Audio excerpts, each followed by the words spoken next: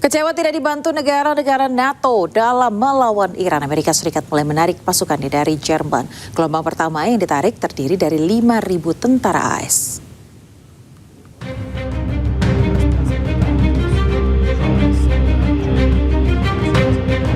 Secara bergelombang, Amerika Serikat menarik pasukannya dari Jerman. Total pasukan yang akan ditarik berjumlah 5.000 pasukan. Sebelumnya penarikan pasukan oleh Amerika Serikat diumumkan Presiden Amerika Serikat Donald Trump pada awal Mei lalu. Pengumuman itu muncul di tengah memanasnya ketegangan perang di Timur Tengah.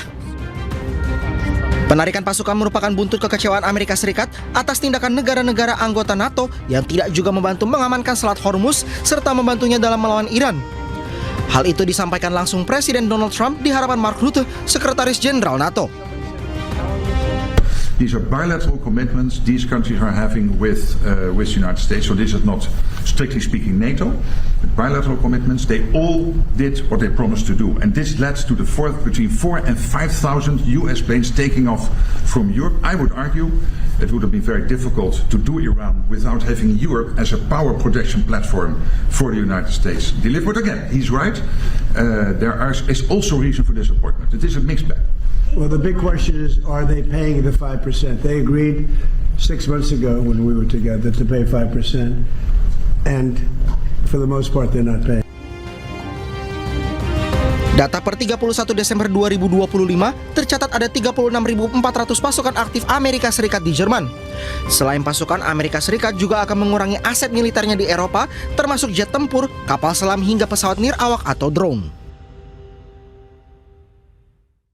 Seorang anak Palestina, pemirsa, ditangkap oleh pasukan Zionis Israel saat penggerebekan di selatan Nablus, tepi barat pada Rabu waktu setempat.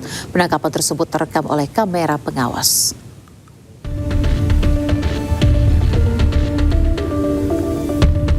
Rekaman kamera pengawas menunjukkan sekelompok tentara Israel menahan seorang anak Palestina bernama Tamim Yusef Sadik saat melakukan penggerebekan di desa Karyut, selatan Nablus. Nampak sejumlah personel bersenjata memasuki rumah dan membawa pergi anak tersebut dari area permukiman dengan mata tertutup. Diketahui operasi penggerebekan tersebut berlangsung pada Rabu pagi waktu setempat. Hingga kini belum ada keterangan lebih lanjut mengenai alasan penahanan maupun kondisi anak yang ditangkap dalam operasi tersebut.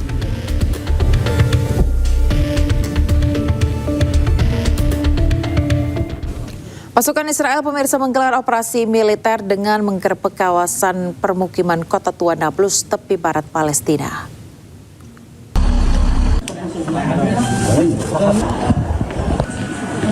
Sejumlah personel bersenjata memasuki area permukiman dan menyebar di sejumlah titik strategis. Tak hanya itu, kendaraan militer pasukan Israel nampak bergerak menyisir gang-gang sempit kawasan padat penduduk dan bersejarah bagi masyarakat Palestina. Kehadiran pasukan bersenjata Israel di pemukiman warga mengganggu aktivitas warga dan menimbulkan kekhawatiran.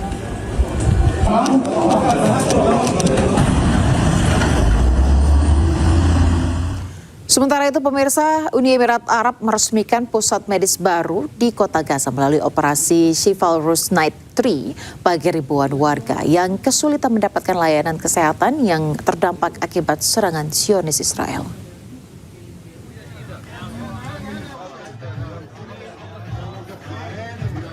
Di tengah kehancuran akibat perang yang masih berlangsung, operasi Chivalrous Night 3 meresmikan pusat medis Emirates di Kota Gaza.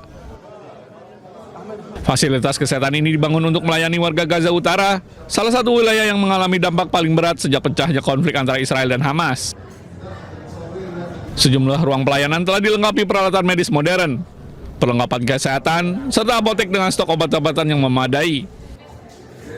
هذا المركز على العديد من الأقسام، يحتوي على قسم للمختبر والأشعة، سيعتني بحالات الأطفال والأمراض الجلدية المنتشرة في قطاع غزة نتيجة البيئة المحيطة من خيام وردم وبيوت مهدمة. سنقدم خدمة صيدلية متكاملة نختص بها بالأمراض المزمنة. الأمراض المزمنة يعاني المريض جدا في الحصول على أدويته، بعض المرضى يمشي مسافة 2 و3 كيلومتر. اليوم يمتلك المركز عيادة طبية متنقلة، ستتوجه هذه العيادة إلى مراكز الإيواءات ومخيمات النزوح تقدم الخدمة من لم يستطع أن يصل إلى مركز الإمارات وعدا أن مركز الإمارات سيصل إليه ويقدم الخدمة الطبية المناسبة إليه. Pusat medis di kota Gaza ini merupakan fasilitas kedua yang dibuka dalam program kemanusiaan tersebut. Setelah sebelumnya, pusat serupa diresmikan di Khan Yunis, Gaza Selatan.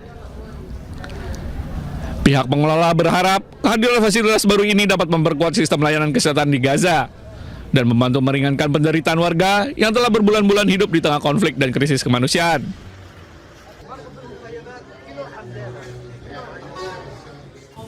Senat Amerika Serikat pemirsa meloloskan resolusi untuk diakhirinya perang terhadap Iran. Presiden Donald Trump yang mengetahui hal tersebut mengkritisi langkah Senat Amerika. Senat Amerika pada Selasa kemarin mengesahkan UU Resolusi War Powers atau kekuatan perang untuk akhiri perang dengan Iran. Majelis Tinggi Kongres memberikan suara berbanding 48 untuk setujui resolusi yang sebelumnya telah disahkan DPR Amerika. Namun langkah Senat AS ini sebagian besar bersifat simbolis dan masih diperlukan langkah-langkah lebih lanjut agar menjadi mengikat.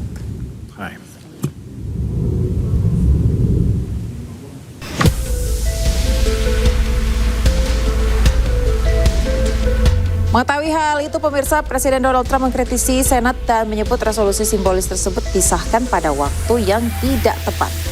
Trump menilai resolusi tersebut justru melemahkan posisi tawar AS dalam negosiasi dengan Iran. Trump juga mengkritisi 4 senator Partai Republik yang mendukung resolusi.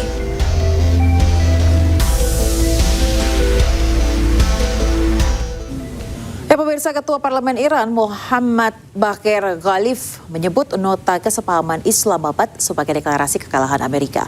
Sementara Presiden Amerika Serikat Donald Trump menyebut Iran sangat baik dan menyetujui seluruh keinginan Amerika. تفاهم اسلام آباد نیز نه نتیجه فشار و اجبار بلکه حاصل مقاومت و اقتدار ملت شجاع ایران بود. تفاهمی که نشان داد گفتگو زمانی به نتیجه میرسد که طرف مقابل از تحمیل اراده خود بر یک ملت متمدن صرف نظر کرده و حقوق ما را بپذیرد. به همین جهت یادداشت تفاهم اسلام آباد تبدیل به اعلامیه شکست آمریکا شد. I see that oil just broke the $70 number. Who would have thought that was going to happen?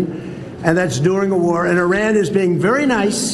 They're agreeing to everything that I want. And they have to. Otherwise, we just go back and do what we have to do. Thank you very much.